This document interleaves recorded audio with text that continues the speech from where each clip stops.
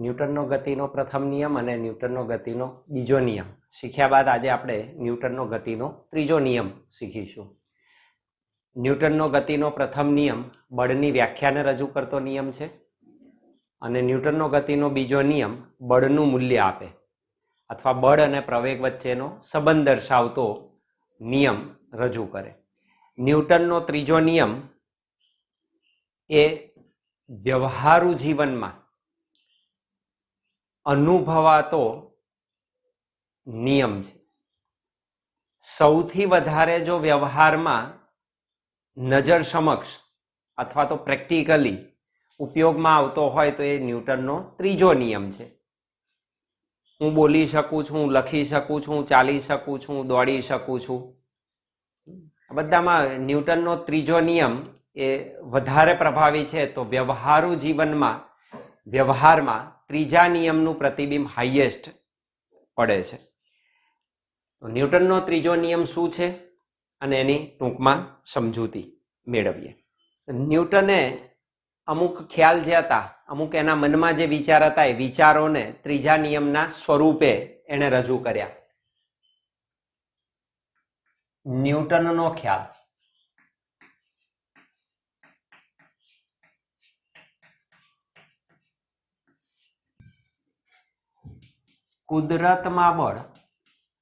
કુદરતમાં બળ એકાકી એટલે કે એકલું હોતું નથી. કુદરતમાં બળ એકાકી હોતું નથી. એકલું અટૂલું બળ તમને કુદરતમાં કદી મળે નહીં. કુદરતમાં બળ કદી ક્યારેય પણ એકાકી હોતું નથી. એકલું બળ કુદરતમાં પ્રાપ્ત થતું નથી. બળ શું છે? તો આપેલું બળ એ બે પદાર્થો વચ્ચેની આંતરક્રિયાને રજૂ કરે છે. બળ એ બે પદાર્થો વચ્ચેની આંતરક્રિયા છે.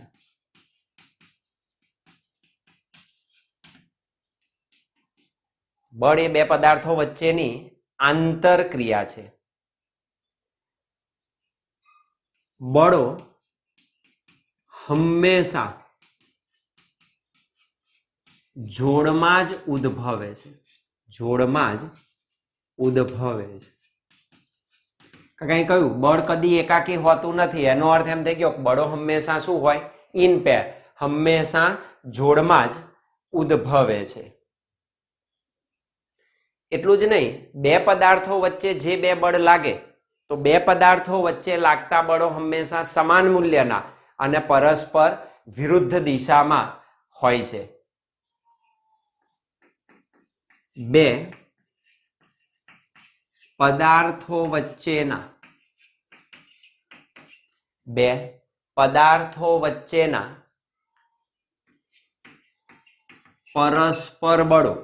પરસ્પર બળો હંમેશા સમાન મૂલ્યના અને વિરુદ્ધ દિશામાં હોય.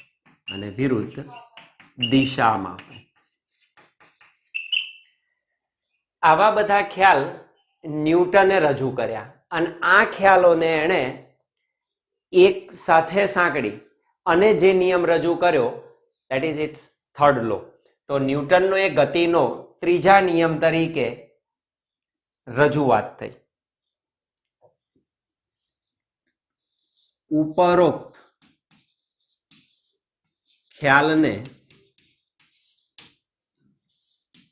રજૂ કરતો નિયમ એટલે જ ન્યૂટનનો ગતિનો ત્રીજો નિયમ.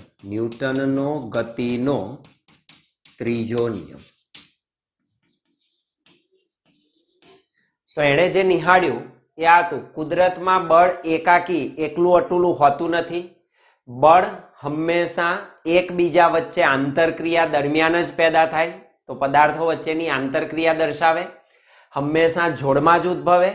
બે જુદા જુદા પદાર્થો પર લાગે, સમાન અને વિરુદ્ધ દિશામાં. આવા જે એના કન્સેપ્ટ હતા ન્યૂટનના મનમાં, એ ન્યૂટને પોતાના આ ખ્યાલોને ગતિના ત્રીજા નિયમ સ્વરૂપે રજૂ કર્યા. અને એ સાદી ભાષામાં એ ન્યૂટનનો ગતિનો ત્રીજો નિયમ રજૂ કર્યો. તો ન્યૂટનનો ગતિનો ત્રીજો નિયમ.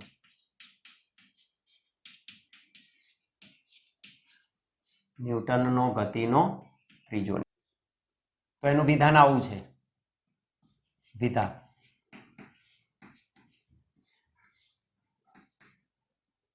દરેક ક્રિયાબળ ને હંમેશા સમાન અને વિરુદ્ધ દિશામાંનું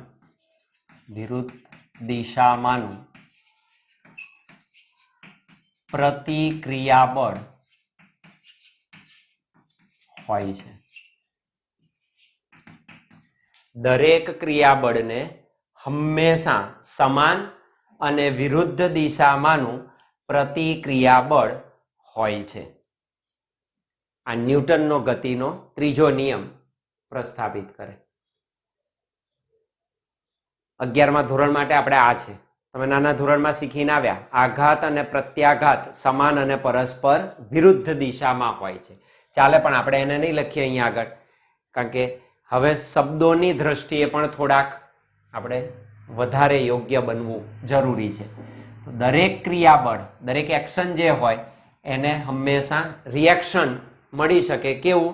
સમાન અને વિરુદ્ધ દિશામાં. તો આ ન્યૂટનનો ગતિનો ત્રીજો નિયમ રજૂ કરે. પણ કયું ક્રિયાબળ, કયું પ્રતિક્રિયાબળ, એના વિશે મતમતાંતર હોય. એને પણ ન્યૂટને દૂર કર્યા કેટલાક મહત્વના વિચારો દ્વારા. તો એ મહત્વના મુદ્દાઓને આપણે નોંધી દઈએ. ક્રિયાબળ અને પ્રતિક્રિયાબળને અનુલક્ષીને કોણ ક્રિયા છે, કોણ પ્રતિક્રિયા છે. તો ક્રિયાબળ કોને ગણવું, પ્રતિક્રિયાબળ કોને ગણી શકાય, તો એના સંદર્ભમાં કેટલાક મહત્વના મુદ્દાઓ આપણે નોંધી લઈએ.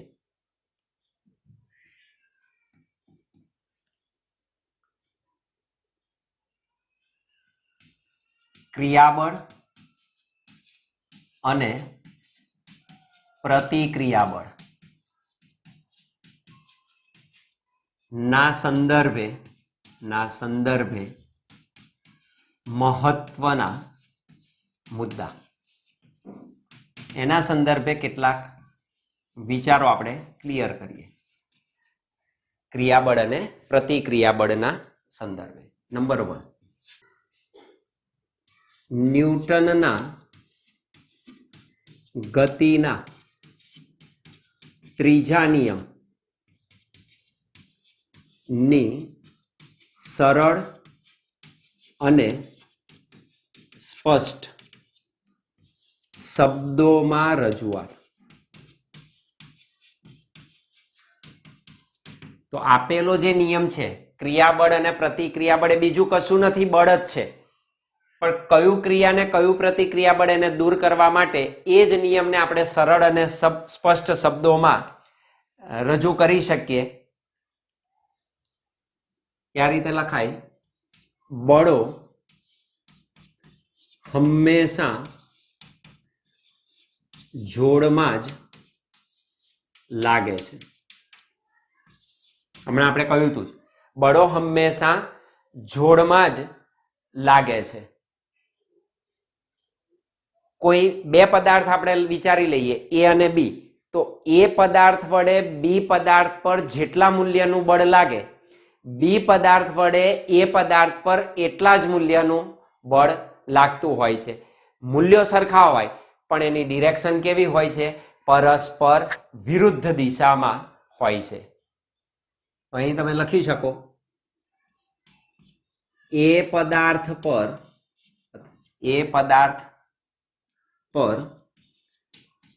બી પદાર્થ વડે લાગતું બળ એ બી પદાર્થ પર એ પદાર્થ વડે લાગતા બળ જેટલું જ અને વિરુદ્ધ દિશામાં હોય છે. આનું સરળ અને સ્પષ્ટ શબ્દોમાં સ્પષ્ટીકરણ થયું. બળો હંમેશા જોડમાં જ લાગે. એ પદાર્થ પર બી પદાર્થ વડે જેટલા મૂલ્યનું બળ લાગે, બી પદાર્થ પર એ પદાર્થ વડે એટલા જ મૂલ્યનું બળ લાગે, પણ ડિરેક્શન કેવી હોય? વિરુદ્ધ દિશામાં હોય છે. આ પહેલો મુદ્દો થયો. એટલે તમે અહીં આગળ લખી શકો, ધેટ મીન્સ એફ એ પદાર્થ પર કોના વડે? બી વડે. તો એફ એ બી સદિશ લખાય. કોના જેટલું હોય? તો કે એફ બી પર એ જેટલું લગાડે એટલું જ હોય, પણ દિશા કેવી હોય? વિરુદ્ધ. તો એફ એ બી સદિશ બરાબર માઇનસ એફ બી એ સદિશ. બી વડે એ પર, એ વડે બી પર મૂલ્ય સમાન હોય, દિશા વિરુદ્ધ હોય. That is number 1. નંબર 2, ન્યૂટનના ગતિના ત્રીજા નિયમમાં કારણ અને અસરનો કોઈ સંબંધ પ્રસ્થાપિત થતો નથી. અર્થાત પહેલી ક્રિયા થાય અને એની અસર સ્વરૂપે પ્રતિક્રિયા મળે એવું નથી. ક્રિયા અને પ્રતિક્રિયા એક જ ક્ષણે સંભવ બને છે. એ પદાર્થ પર બી પદાર્થ વડે જેટલા મૂલ્યનું બળ લાગે, બી પદાર્થ પર એ પદાર્થ વડે એટલા જ મૂલ્યનું બળ લાગે. ક્યારે? એ જ ક્ષણે. એ પદાર્થ પર બી પદાર્થ પર અત્યારે ક્રિયા કરે અને એની અસર પછી થાય, એ સંબંધ અહીં આગળ અભિપ્રેત નથી. અર્થાત ન્યૂટનના ગતિના ત્રીજા નિયમમાં કારણ અસરનો સંબંધ અભિપ્રેત નથી. એ અહીં આગળ કોઈ જ રજૂઆત એની થતી નથી. એટલે કારણ અત્યારે હોય ને એની અસર પછી થાય એવું કોઈ જ અભિપ્રેત અહીં આગળ છે નહીં. તો ત્રીજા નિયમમાં ન્યૂટનના ગતિના ત્રીજા નિયમમાં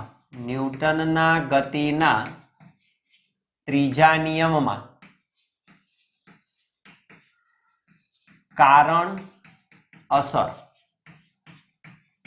નો સંબંધ અભિપ્રેત નથી. ત્રીજો નિયમ કારણ અસરના સંબંધને રજૂ નથી કરતો. એટલે કે ક્રિયા પહેલી થાય ને પ્રતિક્રિયા પછી મળે એવું નથી. બંને એક જ ક્ષણે સંભવ બને છે. અર્થાત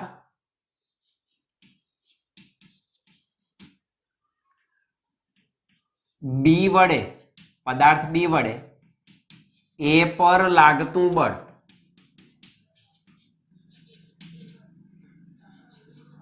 અને એ વડે બી પર લાગતું બળ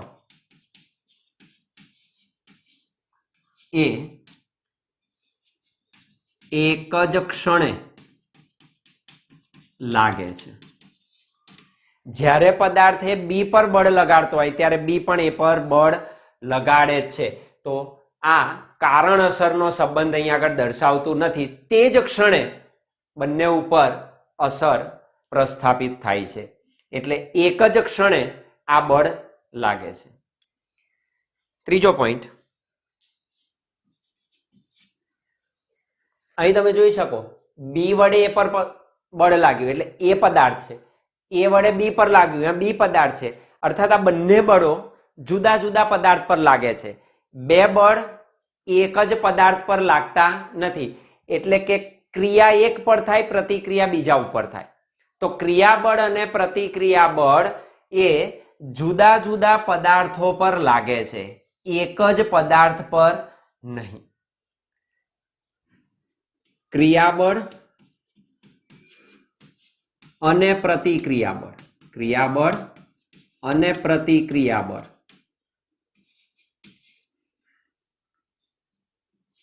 એ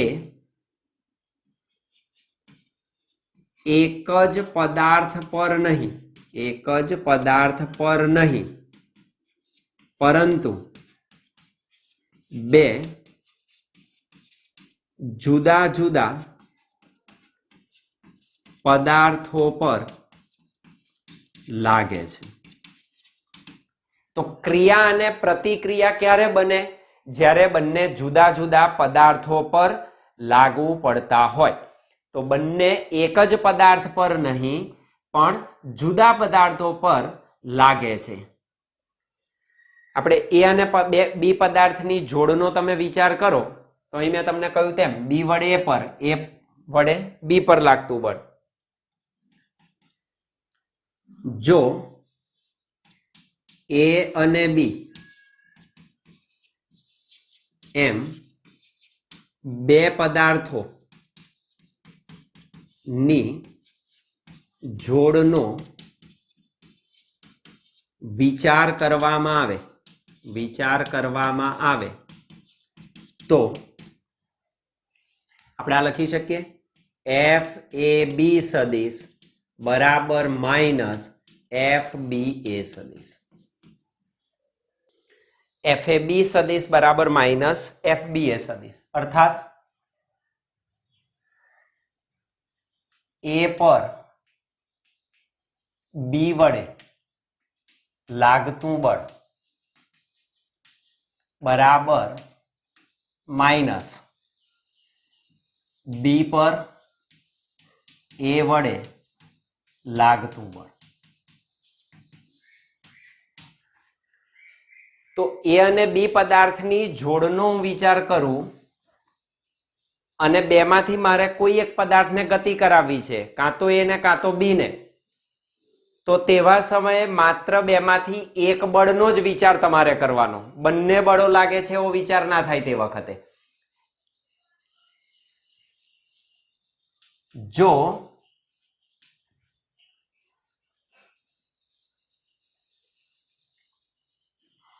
એ અને બી પદાર્થમાંથી કોઈ એક ની ગતિ, એ કે બી બેમાંથી કોઈ એકની ગતિ નો વિચાર કરીએ ત્યારે બેમાંથી બે બળ થાય ને, એફ એ બી સદિશ ને એફ બી એ સદિશ, બેમાંથી કોઈ એક બળને જ ગણવાનું છે. બેમાંથી એકને જ. માન લો મારે એની ગતિ કરવી તો બી વડે એના પર કયું બળ લાગે છે ધ્યાનમાં લેવાનું. બી પર એ વડે કેટલું બળ લાગે છે એને આપણે લક્ષમાં લેતા નથી. તો એની ગતિ દરમિયાન બી વડે લાગતું બળ તમારે જોવાનું અને બી ની ગતિ દરમિયાન એ વડે લાગતા બળને જ તમારે ધ્યાનમાં લેવાનું છે, ગણવાનું છે. અર્થાત હું આમ કહી શકું, અર્થાત આપેલા બંને બળોનું પરિણામી બળ, બંને બળોનું પરિણામી બળ શૂન્ય મળી શકે નહીં. આ ભૂલ નહીં કરવાની. બંનેનું પરિણામી બળ શૂન્ય થાય નહીં. તમે આમ કરો એફ એ બી સદિશ અને આ બાજુ લાવો પ્લસ એફ બી એ સદિશ ઇક્વલ ટુ 0 ના થાય, કારણ કે બંને બળો જુદા જુદા પદાર્થ પર લાગે છે અને જુદા જુદા પદાર્થ પર લાગતા બળોનું પરિણામી 0 હોઈ શકે નહીં, ને તો ગતિ થાય જ નહીં. માન લો કે બસ છે અને આપણે પેસેન્જર તરીકે છીએ. બસ ઊભી છે, આપણે ધક્કો મારવો છે તો બસ એ પદાર્થ થયો, આપણે બી પદાર્થ થયા. મારે બસની ગતિ કરાવવી છે તો બી પદાર્થ વડે એ પદાર્થ પર લાગતું બળ વિચારવું પડે.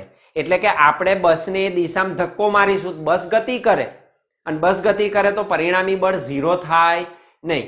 એ જ રીતે ત્યાં આગળ આપણે કહી શકીએ મારા લીધે બસ પર લાગતું બળ મહત્વનું છે, કારણ મારે બસને ગતિ કરાવવી છે. બસ દ્વારા વ્યક્તિ પર, પેસેન્જર પર કેટલું બળ લાગ્યું એ ત્યાં મહત્વ ધરાવતું નથી. તમે કોની ગતિનો વિરોધ કરો છો એ એકલું જ બળ ત્યાં આગળ અગત્યનું છે.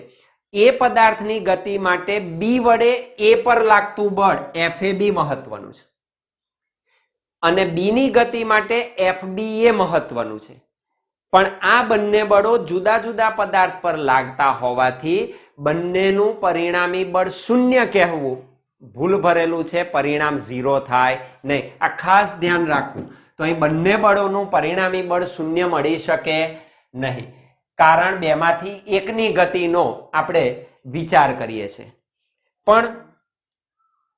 પરંતુ જો A અને B ને સંયુક્ત રીતે એક તંત્ર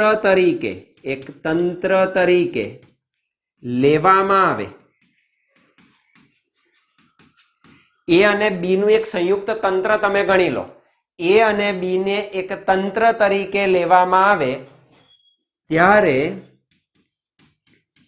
FAB સદિશ અને FBA સદિશ એ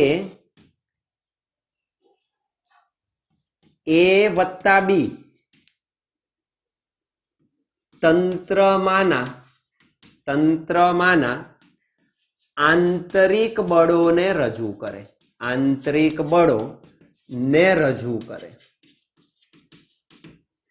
જેથી આ બંને આંતરિક બળો થયા. તો બંને આંતરિક બળો હોવાથી એમનું પરિણામી 0 થઈ શકે, તો જેથી તેમનો સરવાળો 0 બને. જ્યારે તમે તંત્રનો વિચાર કરો બંનેના સંયુક્તનો, ત્યારે આપેલા બંને બળો આંતરિક બળો તરીકે રજૂ થાય અને આંતરિક બળોનું પરિણામી બળ હંમેશા 0 જ હોય છે. અર્થાત કણોના તંત્રમાં કે પદાર્થમાં હંમેશા આંતરિક બળોની જોડ નાબૂદ થાય છે. ખાસ યાદ રાખવાનું, જ્યારે આંતરિક બળો તરીકે આવે ત્યારે એનું પરિણામ હંમેશા કેવું મળે? 0 મળે. તંત્ર તરીકે ખાસ અલગ અલગ વિચારો, બંને જુદા જુદા તંત્રો તરીકે, તો પરિણામ 0 ના થાય. આનું સિમ્પલ એવું ઉદાહરણ છે, હમણાં જ મેં તમને બસ અને પેસેન્જરની વાત કરી. તો બસ અને પેસેન્જર બે અલગ અલગ તંત્ર હતા, પણ આપેલી બસમાં માન લો પેસેન્જર બેસી ગયો, તો બસ અને પેસેન્જર સંયુક્ત તંત્ર બની ગયો. હવે માન લો કે આપેલો પેસેન્જર બી પદાર્થ બસમાં અંદરથી જ ધક્કો મારે. આપેલ પેસેન્જર બસમાં બેઠો છે અને બસમાં અંદર બેસીને જ એ બસને ધક્કો મારે, તો શું થયું? A અને B નું તંત્ર બની ગયું છે. તો બી વડે પેસેન્જર વડે બસ પર લાગતું બળ અને બસ દ્વારા પેસેન્જર પર લાગતા બળ એ આંતરિક બળો થયા, અને આંતરિક બળોનું પરિણામી હંમેશા કેવું હોય? 0 હોય. તો બસ ખસી શકે નહીં. આ બહુ જ ક્લિયર કરજો. તંત્ર તરીકે વિચાર કરો તો આ બંને બળો આંતરિક બળો છે, જ્યારે સ્વતંત્ર પદાર્થ તરીકે તમે એને ગણતરીમાં લો ત્યારે બંને બાહ્ય બળો છે, અને બાહ્ય બળો જુદા જુદા પદાર્થ પર લાગે છે, જેથી કરીને તેમનું પરિણામ 0 થાય નહીં. નહીતર આપણે બહારથી બસને ધક્કો મારીએ તો ગતિ જ ના કરી શકે. પરિણામી બળ 0 હોય તો તંત્ર સંતુલનની સ્થિતિમાં આવે. ન્યૂટનનો પહેલો નિયમ ત્યાં લાગુ પડે. તો અહીં આગળ તંત્ર તરીકે જ્યારે લો ત્યારે એનું પરિણામ 0 બને જાય છે હંમેશને માટે. તો આંતરિક બળોની જોડ હંમેશા એકબીજાને શું કરે? નાબૂદ કરે. આ બહુ જ અગત્યની બાબત છે, તો એ તમારે હંમેશા ધ્યાનમાં રાખવાની. તો આ ન્યૂટનના ગતિના ત્રીજા નિયમને લગતા મહત્વના મુદ્દાઓની આપણે વાત કરી. અને હમણાં લખ્યું તેમ કુદરતમાં કોઈ બળ એકલું હોતું નથી, બળો જોડમાં ઉદ્ભવે, પણ એ બળ ક્યાં લાગે? ક્રિયા પ્રતિક્રિયા બળ તરીકે સામસામેના પદાર્થો પર લાગે, સમાન અને વિરુદ્ધ દિશામાં લાગે. તો આ ન્યૂટનનો ગતિનો ત્રીજો નિયમ રજૂ કરે છે.